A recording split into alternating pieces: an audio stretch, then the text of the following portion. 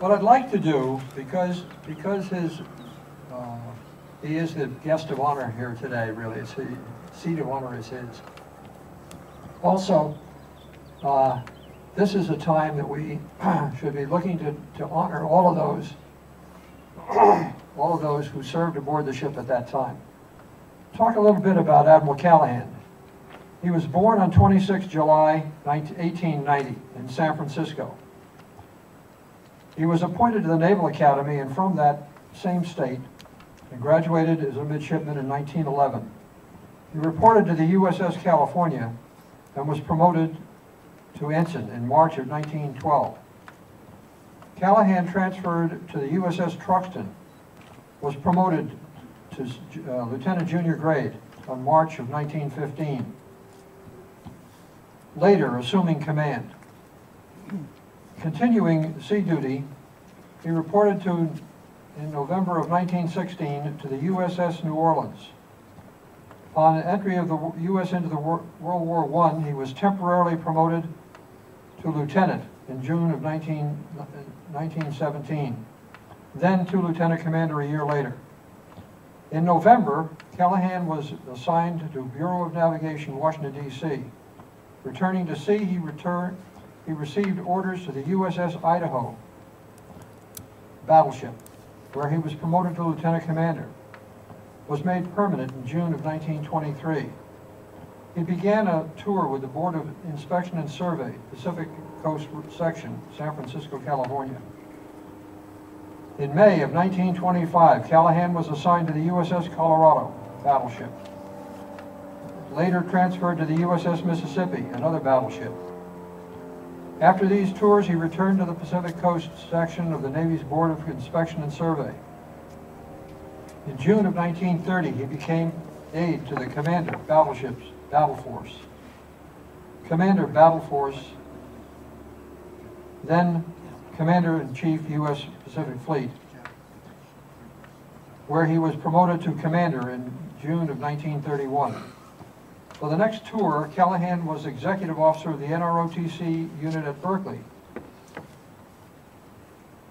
He then completed a brief tour aboard the USS Portland, a cruiser.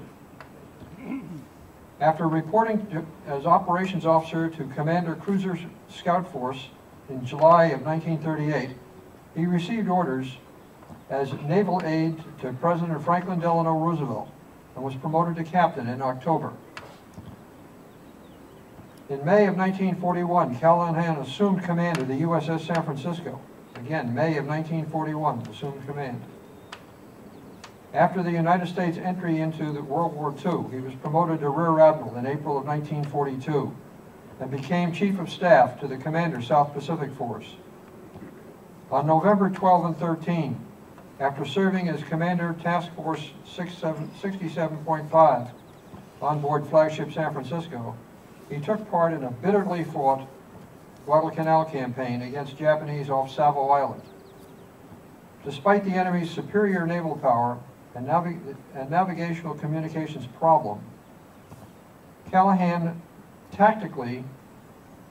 tactical skills contributed to turn tide of the war against the Japanese in the Pacific. While directing close-range operations on the bridge wing in the middle of the night, he was mortally wounded by enemy bombardment. For his extraordinary heroism, he was posthumously awarded the Medal of Honor. Daniel J. Callahan was buried at sea and is listed on the American Battle Monuments Commission wall of the missing at Manila, Philippine Islands. Two ships were named after Admiral Callahan, DD-792, which was in service from 1943 to 1945, and DDG-994, which was in service from 1981 until 1998. They were named in honor of Admiral Callahan.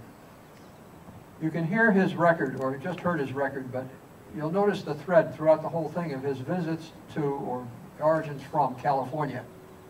So he really is a San Franciscan, and it's a great honor to have had the ships named after him. I'd also like to take this opportunity, we're very fortunate to have some of the Callahan family here. Dan Callahan, if you'd stand up. Charles Callahan.